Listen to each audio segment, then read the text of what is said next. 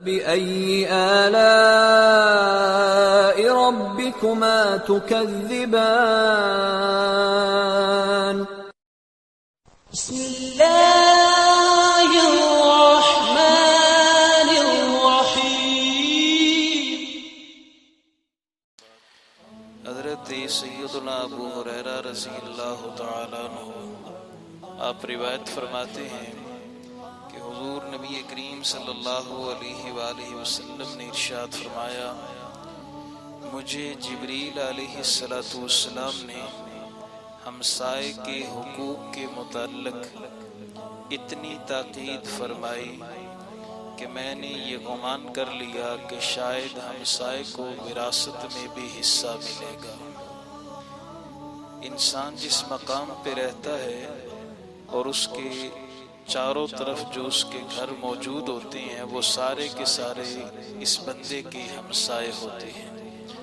ہمسائے کے کافی سارے حقوق ہیں، لیکن اس دور کے اندر ان حقوق کو پامال کیا جا رہا ہے۔ غالباً حضرت عبداللہ بن مسعود رضی اللہ تعالیٰ عنہ آپ فرماتی ہیں حضور الاسلام نے ارشاد فرمایا، وہ شخص کامل مومن نہیں جس کے ہاتھ اور زبان سے دوسرے مسلمان محفوظ نہیں، اور وہ شخص بھی کامل مومن نہیں جس کی تکلیف سے ہمسایہ محفوظ نہیں ہے۔ ایک روایت میں ملتا ہے اللہ تعالیٰ قیامت کے دن 7 ایسے شخصوں کی طرف نظر رحمت نہیں فرمائے گا اور نہ انہیں معاف کیا جائے گا، بلکہ دوزخ کی طرف جانے والے آدمیوں کے ساتھ اس بندے کو بھی دوزخ میں بھیج دیا جائے گا۔ ان 7 میں سے ایک وہ شخص جو اپنے ہمسائے کو تکلیف دیتا ہوگا۔ تو اس لیے یہ ویسے مسلمان کو تکلیف نہیں دینی چاہیے، لیکن جو ہمسایہ ہے اس کے ویسے ہی بڑے حقوق ہوتے ہیں۔ حضرت عبداللہ بن عمر بن عاص رضی اللہ تعالیٰ عنہما آپ نے اپنے گھر کے اندر بکری ذبح کی، غلام نے بکری ذبح کی، تو آپ نے اس کو بلا کر ارشاد فرمایا بکری ذبح کی ہے، اس سے کچھ حصہ ہمارا ہمسایہ یہودی ہے اسے بھی دے دینا۔ جب کھانا پک کے تیار ہوا تو پھر غلام کو بلایا، فرمایا اس کھانے سے بھی ہمارے ہمسائے کو دے دینا۔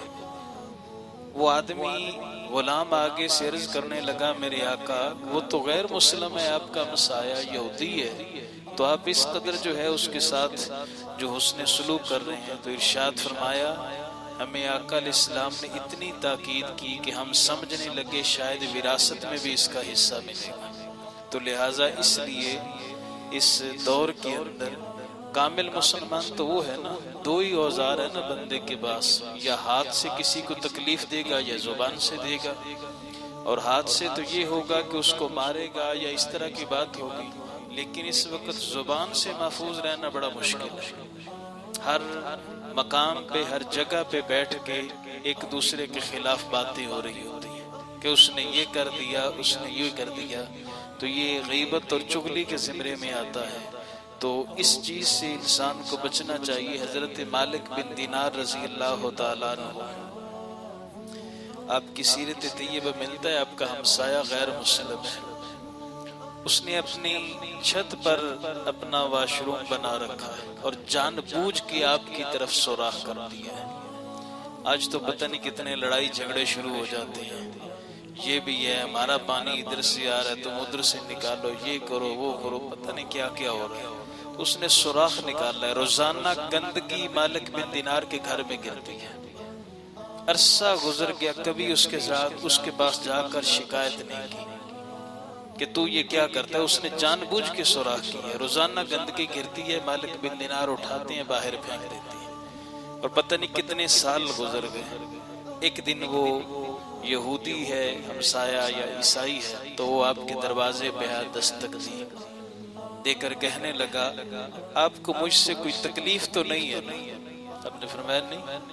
کہا یہ روزانہ اوپر سے گندگی گرتی اور آپ کہتے تکلیف کوئی نہیں۔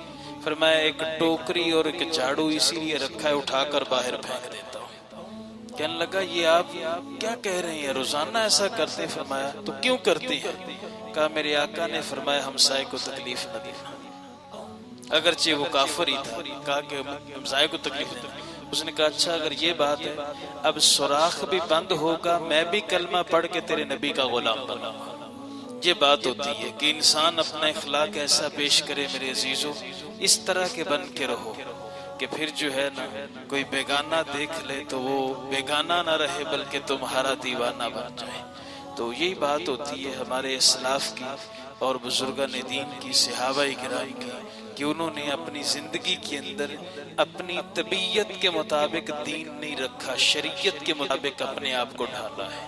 اس لیے آج ہمیں بھی اپنی طبیعت کے مطابق نہیں سب کچھ چاہیے، ہم طبیعت کو پیچھے رکھیں، شریعت کو آگے لائیں گے تو پھر روح کی غذا ملے گی، جب روح کی غذا ملے گی تو پھر انسان اللہ والا بن جاتا ہے، اور جب انسان اللہ والا بنتا ہے تو پھر اس کی نظر جدھر اٹھتی ہے ادھر سے پھر کلمہ کی صدائیں آیا کرتی ہیں۔ اللہ پاک ہمیں دین سمجھنے اور اس پہ عمل کی توفیق عطا